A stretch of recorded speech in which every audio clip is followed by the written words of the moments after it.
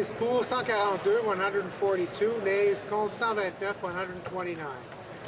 I declare the motion carried. L'issue du vote ne faisait pas de doute, les conservateurs détenant la majorité à la Chambre des communes. Mesdames et messieurs, bonsoir. C'est donc chose faite. Les députés ont voté ce soir, on vient de le voir, par 142 votes pour, 129 contre le prolongement d'un an de la participation canadienne à la coalition militaire contre le groupe État islamique. Les frappes aériennes s'étendront dorénavant à la Syrie. Emmanuel, maintenant que le vote est passé, ça devrait se faire assez vite. Est-ce qu'on sait quand est-ce que ces frappes peuvent commencer? Céline, ce serait une question de jours, en croire des sources au sein du gouvernement. Les CF-18 sont prêts, nous dit-on. Il s'agit maintenant d'identifier les cibles. Tout ça, bien sûr, sous commandement américain. Des frappes canadiennes, bien sûr, qui sont très controversées, alors que le Canada va s'aventurer au cœur du conflit qui déchire la Syrie.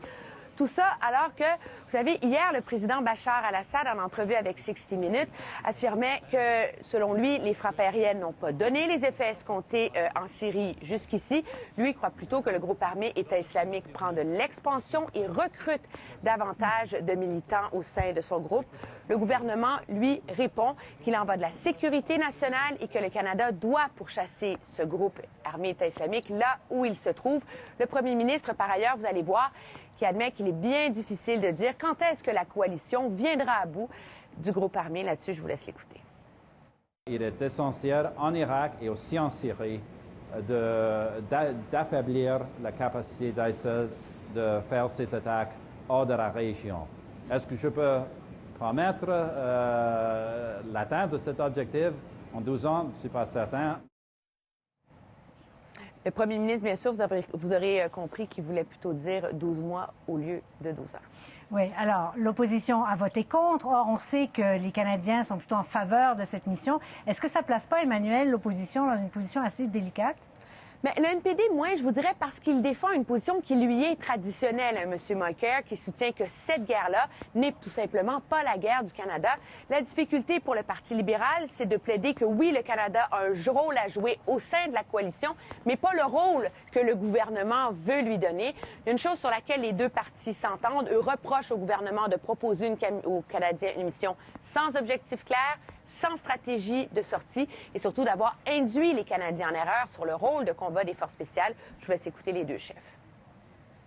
Comment pouvons-nous avoir confiance en un gouvernement qui trompe si délibérément la population canadienne? D'abord sur la nature de notre rôle et maintenant sur la durée de notre engagement. Ils n'ont tout simplement pas de plan. Ils n'ont pas de stratégie autre que les considérations politiques domestiques, puis on l'entend dans toutes leurs interventions. Ils trahissent leurs pensées profondes là-dessus. Et ça, Monsieur le Président, ça met non seulement la crédibilité du Canada en danger, ça met la sécurité de nos troupes en danger. C'est intéressant, Céline, avant même que le vote ait eu lieu, l'opposition avait déjà choisi un autre enjeu sur lequel marteler le gouvernement. C'est bien sûr l'enjeu de l'économie. Néo-démocrates et libéraux qui sont convaincus que c'est sur cet enjeu-là que va se jouer la prochaine campagne électorale et non pas sur la sécurité. Parlant économie, quand est-ce qu'il sera déposé ce fameux budget fédéral? M. Oliver promet de mettre fin au mystère très bientôt, mais déjà, on aura compris que ça va venir après la pause de Pâques. Oui, donc en avril. Merci beaucoup, Emmanuel. Très bien, au revoir.